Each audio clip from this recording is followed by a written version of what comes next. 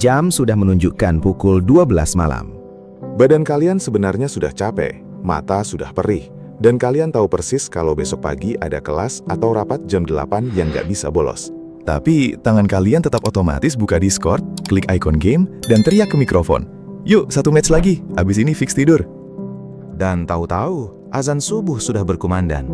Pertanyaannya, kenapa kita sengaja menyiksa fisik kita demi satu kemenangan virtual?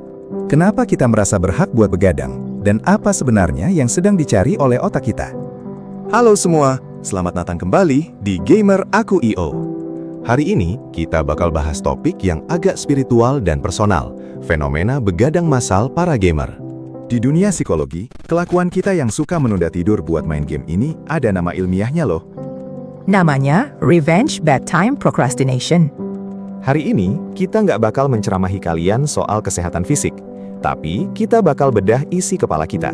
Kenapa kita merasa perlu balas dendam di malam hari? Gimana game memanfaatkan momentum ini? Dan gimana cara kita berdamai dengan waktu? Yuk, kita mulai. Istilah revenge bedtime procrastination itu sederhananya adalah tindakan menunda tidur karena kita merasa nggak punya kontrol atas waktu kita di siang hari.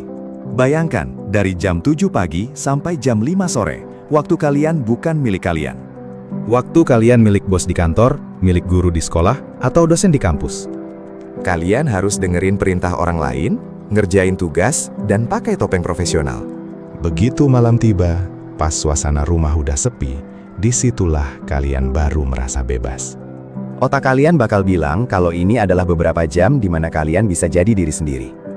Game main sampai subuh adalah cara radikal kita buat merebut kembali waktu hidup yang hilang di siang hari. Masalahnya, yang kita korbankan adalah kesehatan kita sendiri. Kenapa kita milih main game dibanding kegiatan lain pas begadang? Karena game memberikan sesuatu yang disebut instant gratification atau kepuasan instan. Di dunia nyata, kalian kerja keras sebulan belum tentu naik jabatan atau dipuji bos. Tapi di dalam game, Kalian main 15 menit, menang, rank naik, dapat medali, dan dapat pujian dari teman mabar. Otak kalian langsung kebanjiran dopamin. di malam hari, saat energi mental kita udah habis buat nahan stres seharian, otak kita bakal nyari jalan paling gampang buat ngerasa bahagia dan menang.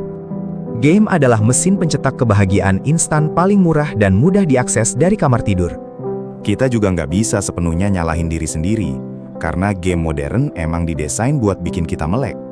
Ada sistem login malam, event yang cuma aktif jam-jam tertentu, atau algoritma matchmaking yang pinter banget. Sadar nggak?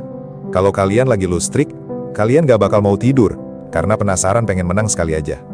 Tapi pas kalian akhirnya menang, otak kalian malah bilang kalau lagi wangi nih hoki kalian. Sekali lagi lah, biar win streak. Pola ini berputar terus tanpa akhir. Developer game tahu kalau di malam hari, kontrol diri dan logika manusia itu melemah drastis. Mereka memanfaatkan celah biologis ini supaya kita tetap megang controller atau HP kita.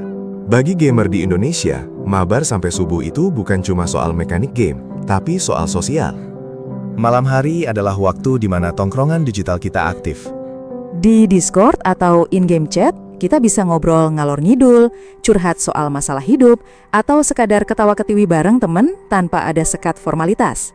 Bagi banyak orang, ini adalah satu-satunya momen di mana mereka merasa didengar dan diterima di sebuah kelompok. Rasa kesepian yang terbayar lewat mabar, inilah yang bikin kita rela menukar jam tidur dengan suara ketawa teman di headset. Kita nggak cuma kecanduan gamenya, kita kecanduan interaksi manusianya. Tapi kita harus realistis. Begadang terus-terusan itu punya bayaran yang mahal di masa depan. Fokus berkurang, gampang emosi, imun tubuh turun, dan performa kita di siang hari justru makin hancur.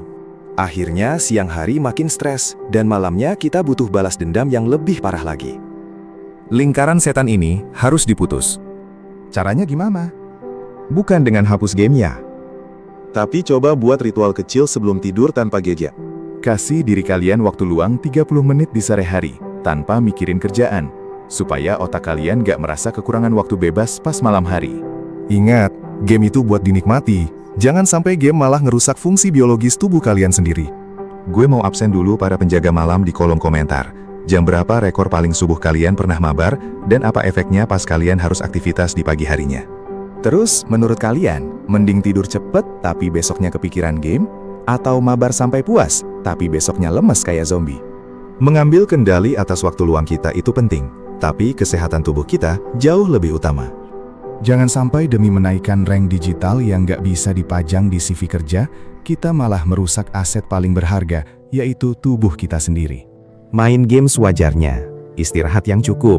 Karena bos atau guru kalian di siang hari nggak bakal peduli kalau kalian tadi malam abis dapat Savage atau Clutch bintang 5. Makasih udah nemenin obrolan Deep Talk malam ini di Gamer Aku Iyo.